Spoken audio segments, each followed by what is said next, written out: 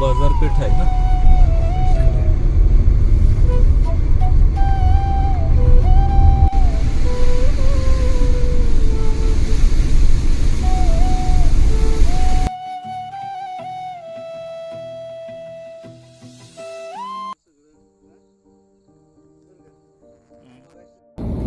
कारण मगाशी जेव्हा घाटात आलो तेव्हा पाऊस आणि धुकं अशा दोन्ही गोष्टी एकदम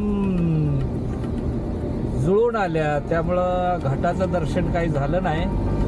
त्यामुळं आता खास कार्यकर्त्यांच्या आग्रहास्तव पुन्हा एकदा आपण घाटाला चढत आहोत आणि उतरताना जेवढं विलोभनीय दृश्य होतं त्याच्यापेक्षाही जास्त विलोभनीय दृश्य आता घाट चढताना आपण अनुभवत आहोत. राजापूर तालुका हा सह्याद्रीपासून अरबी समुद्रापर्यंत पसरलेला एकमेव तालुका आहे. राजापूर वासियांसाठी कोल्हापूर ही मुख्य बाजारपेठ असल्याने ती घाट रस्त्यांनी जोडली जावी व जवळचा मार्ग तयार व्हावा म्हणून येरडव, करक, पांगरे, अनुस्करा असा घाट 2002 साली तयार करण्यात आला. सह्याद्रीच्या या पर्वतरांगांमध्ये अनेक दुर्मिळ वन्यजीव प्राण्यांचे वास्तव्य असून त्यांचा या भागात मोठ्या प्रमाणात वावर असतो. यामध्ये बिबट्यासह सांबर, गवा, रेडा आदी प्राण्यांचा समावेश आहे. असंख्य नागमोडी, धोकादायक वळणे, उंच दगडी सुळखे आणि भुसभुशीत माती यामुळं हा घाट रस्ता सुरक्षिततेच्या दृष्टीनं धोकादायक बनलेला आहे.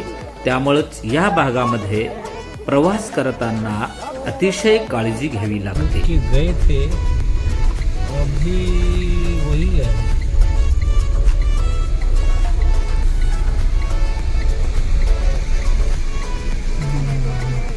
निसर्ग सौंदर्याने नटलेला अनुस्करा घाट, पश्चिम महाराष्ट्रातील घाटमाथा व कोकण यांना जोडणारा रस्ता याच घाटामधून जात आहे.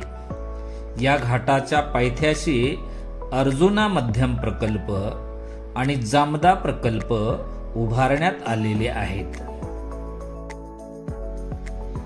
उंचच उंच सह्याद्रीच्या पर्वतरांगा, नागमोडी वळणे असलेला रस्ता, अर्थात या घाटातून जाताना आपण पर्वतावर आरूढ होऊन संपूर्ण परिसरांचे सौंदर्य डोळे भरून पाहू शकतो.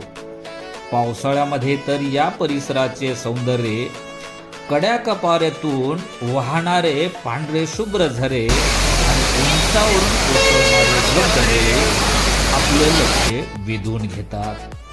आपल्या अवतीभोवती जणू काही ढग पिंगा घालत असतात.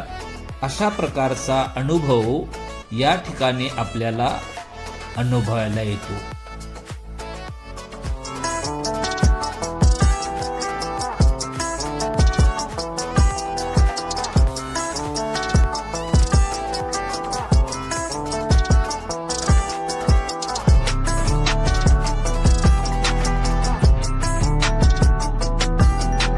तर मित्रांनो, आपणही नक्की एक दिवस अनुस्करा घाटाला भेट द्या आणि इथलं निसर्ग सौंदर्य मनसोक्तपणे अनुभवा.